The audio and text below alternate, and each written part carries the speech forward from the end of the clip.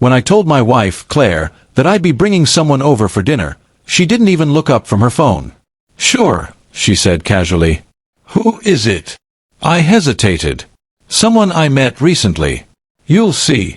That answer was enough to make her glance up, curious, maybe a little suspicious. "Is it work-related?" I nodded vaguely. "Kind of." The truth was more complicated. I hadn't brought anyone home since my younger sister, Lily, passed away 3 years earlier. She'd been my best friend, the only one who truly understood me when things got tough.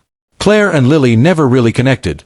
Their personalities clashed, and after Lily's sudden passing, the subject became too painful to discuss. Claire mourned in her own quiet way, while I carried the guilt of not being there the night Lily's car spun off the road. So when I said I was bringing someone, Claire assumed the worst. The following evening, I cleaned the house, cooked dinner, and set the table. Claire watched from the living room, pretending to scroll through her phone but keeping a sharp eye on me. "You've never gone through this much trouble for dinner before," she teased. Before I could respond, there was a knock at the door. I walked over and opened it. Standing there was a woman in her early 50s, with kind eyes and a calm smile. Claire's expression instantly hardened. "Really, James?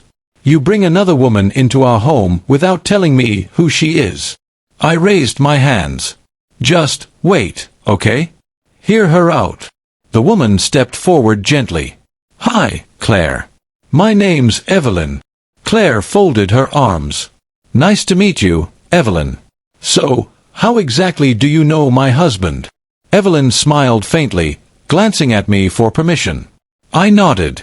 "It's okay," she said softly. "I'm Lily's therapist." Claire's mouth opened slightly. "Lily? As in your sister Lily?" I nodded. "Yes." The color drained from Claire's face. "You said she didn't have anyone left. That her sessions were private." Evelyn nodded. "They were. But before she passed, she wrote me a letter, one that she wanted delivered to James when the time was right. It took me a long time to find him." The room fell silent. Claire looked at me, confusion mixing with guilt. "A letter?" Evelyn reached into her bag and pulled out a small envelope, worn from years of waiting. My name was written in Lily's looping handwriting. My hands trembled as I took it. I didn't open it right away. I just stared at it, afraid of what it might say. Evelyn spoke gently. "She wanted you to know that none of it was your fault." Tears blurred my vision. For years I'd carried the weight of that night, the unanswered calls, the drive I never made, the words I never said. Hearing those simple words, "not your fault," broke something open inside me. Claire reached across the table and took my hand. "James, I didn't know she'd left something for you." I swallowed hard. I didn't either. After a long silence, I finally opened the envelope. Inside was a short note written in Lily's handwriting. "James, if you're reading this, it means I'm gone, but please remember, life didn't take me away to punish you. You are my anchor, not my chain.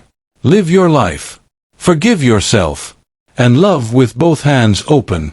I pressed the letter to my chest, trying not to cry. Evelyn stood quietly, giving us space. Claire wiped her eyes, her earlier anger melting into sorrow. "I thought you brought another woman because you were tired of me," she whispered. I looked at her gently. "I brought her because I needed to finally let go of the past. Not replace you." Claire nodded slowly. "I overreacted." Evelyn smiled softly. "Grief makes people see ghosts where there are none." We all sat together for dinner after that, 3 people bound by loss, forgiveness, and quiet understanding. Claire asked Evelyn questions about Lily, and for the first time in years, we talked about her without pain suffocating every word. When Evelyn left that night, she hugged me and whispered, "She'd be proud of you." After she was gone, Claire turned to me and said, "I froze back there. I thought she was someone who'd take you away from me." I smiled sadly. "She didn't take me away, Claire. She helped bring me back." That night, I placed Lily's letter on my desk, next to a small photo of her laughing on the beach. For the first time, I didn't feel haunted by the past. I felt connected to it, grateful for the reminder that love doesn't disappear. It just changes shape. And sometimes, it takes another woman, one you never expected, to remind both husband and wife what it truly means to heal.